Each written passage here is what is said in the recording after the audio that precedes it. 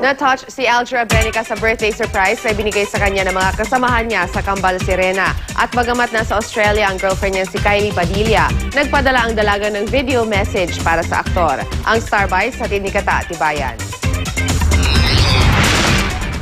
Happy birthday! Happy birthday! Happy birthday! Ikinatuwa ni Aldra Benica ang birthday surprise sa kanya ng mga kasamahan sa Sirena Serie na Kambal Sirena nitong Lunes. Kabilang ikinabigla ng aktor ang pagdating ng mga malalapit sa kanyang puso.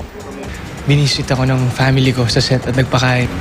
Binatigan kayo? Yes. True. Meron siyang surprise sa akin, video, and nagtawagan kami.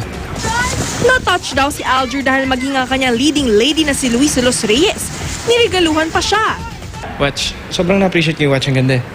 Ang ganda. And more than the bagay, yung thing is it's the thought that counted.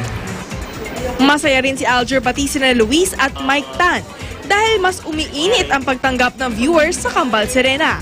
Kahit mahirap mag-shoot ng underwater scenes, mas pinagbubuti raw ng buong production na pagandahin ang bawat eksena. Sa linggong ito, marami raw pasabog at kapanapanabik na eksena ang hindi dapat palampasin. Magtatagpo na ba ang landas sina Kevin at Alona? Si June ay nahuli si Alona. So, paano niya maipaglalaban yun sa tatay niya na number 1 na naghahanap ng Sirena para maibenta. Simula bata pa lang si Alona. At syempre, love story ni Alona at ni June, magsisimula na rin yan. So, abangan nila. Ipapakita yung past ni June, kung bakit siya ganun, bakit siya ganun kabait, bakit ganun yung tingin niya sa mga Sirena. Malalaman natin yung lahat this week. Next week. Katatibayan, GMA News.